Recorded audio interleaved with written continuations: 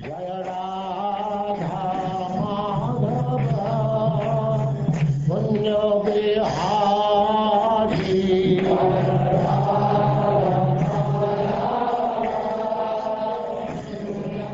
And now Chapter 6, the activities of Lord Rishabdev.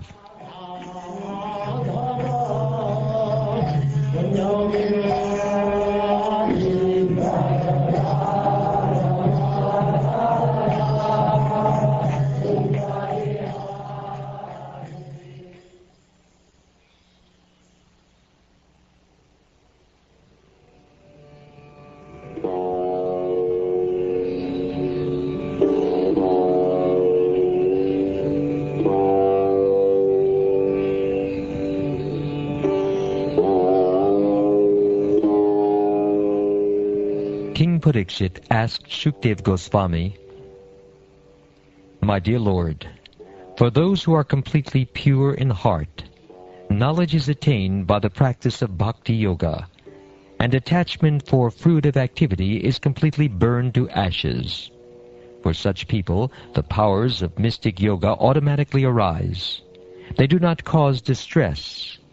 Why then did Rishabdev neglect them?" My dear King, you have spoken correctly.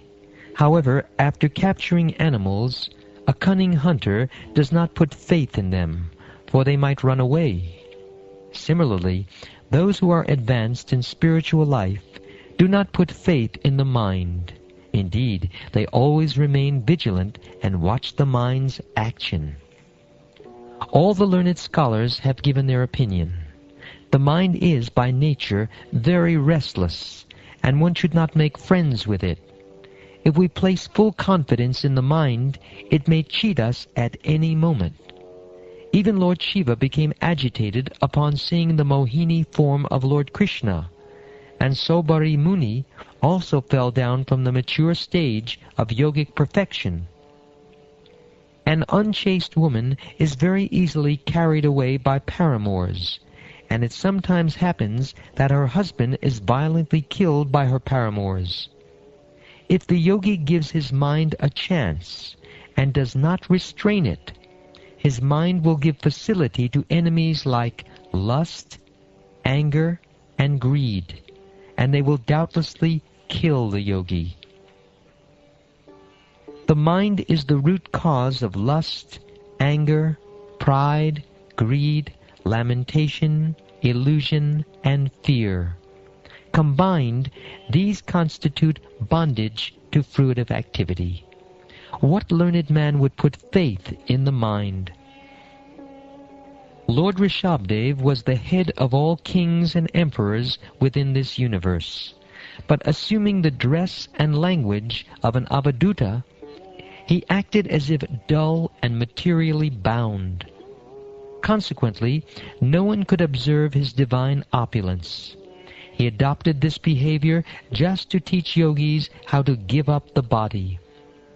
Nonetheless, he maintained his original position as a plenary expansion of Lord Vasudeva, Krishna.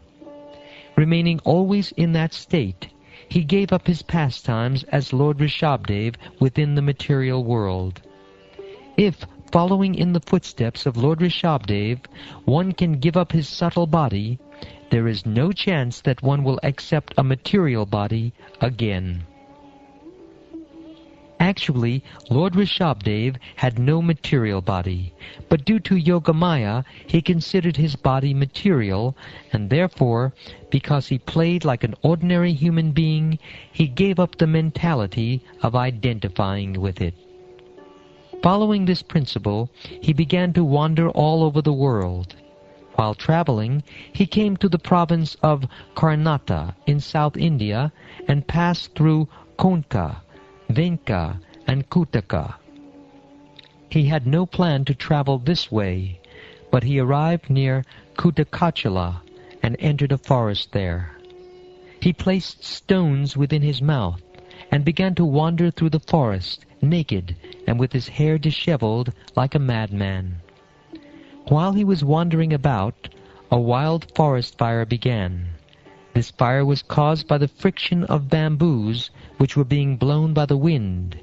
In that fire, the entire forest near Kutakachala and the body of Lord Rishabdev were burnt to ashes.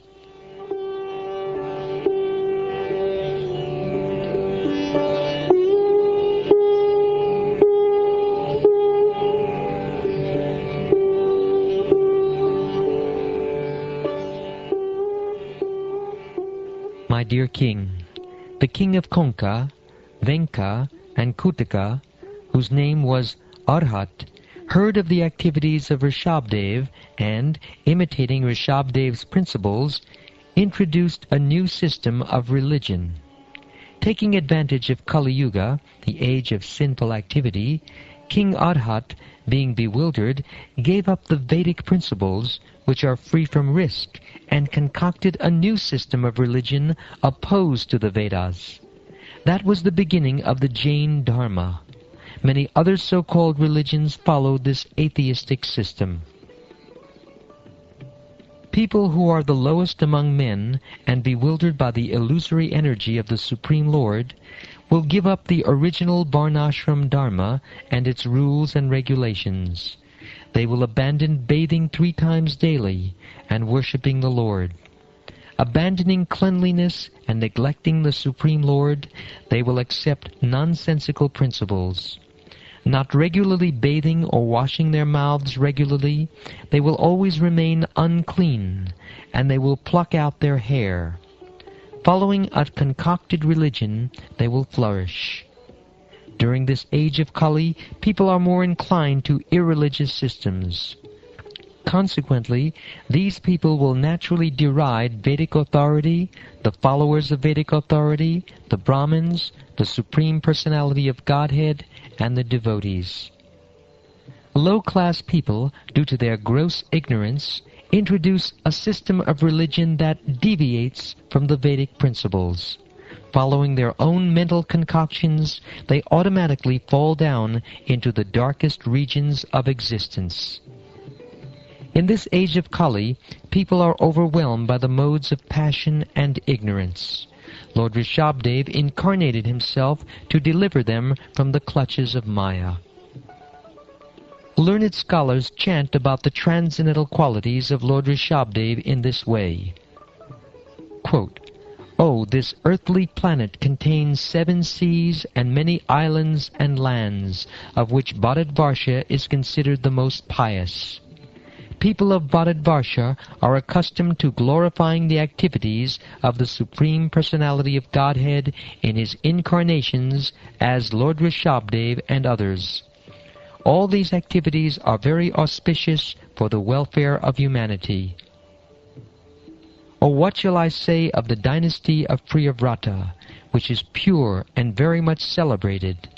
In that dynasty, the Supreme Person, the original personality of Godhead, descended as an incarnation one from the results of fruitive activity.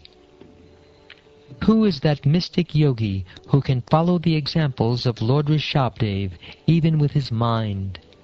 Lord Rishabdev rejected all kinds of yogic perfection, which other yogis hanker to attain. Who is that yogi who can compare to Lord Rishabdev?" Unquote.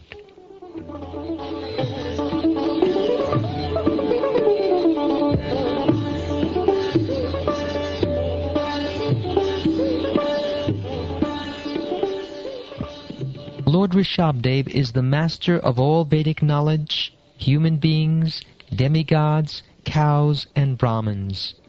I have already explained his pure transcendental activities, which will vanquish the sinful activities of all living entities. This narration of Lord Rishabdev's pastimes is the reservoir of all auspicious things. Whoever attentively hears or speaks of them, following in the footsteps of the Acharyas, will certainly attain unalloyed devotional service at the lotus feet of Lord Vasudeva, the Supreme Personality of Godhead. Devotees always bathe themselves in devotional service in order to be relieved from the various tribulations of material existence. By doing this, the devotees enjoy supreme bliss and liberation personified comes to serve them.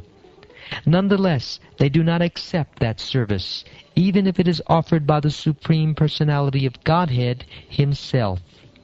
For the devotees, liberation or mukti is very unimportant because, having attained the Lord's transcendental loving service, they have attained everything desirable and have transcended all material desires.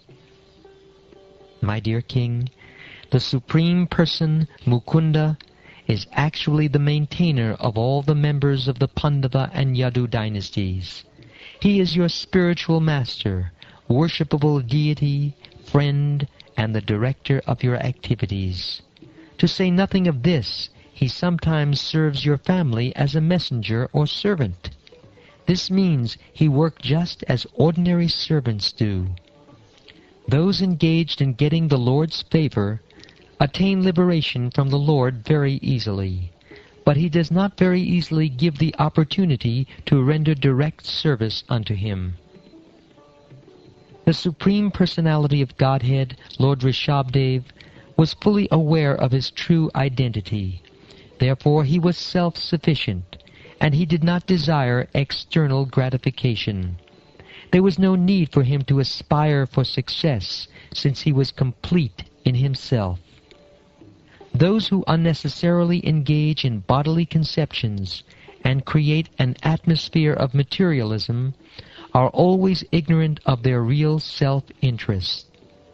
Out of his causeless mercy, Lord Rishabdev taught the self's real identity and the goal of life.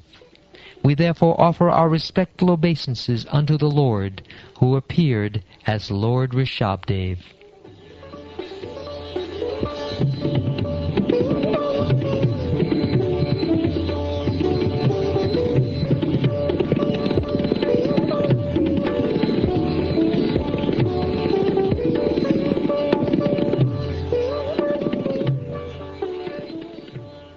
Thus ends the 6th chapter of the 5th canto of the Srimad-Bhagavatam, entitled The Activities of Lord Rishabdev.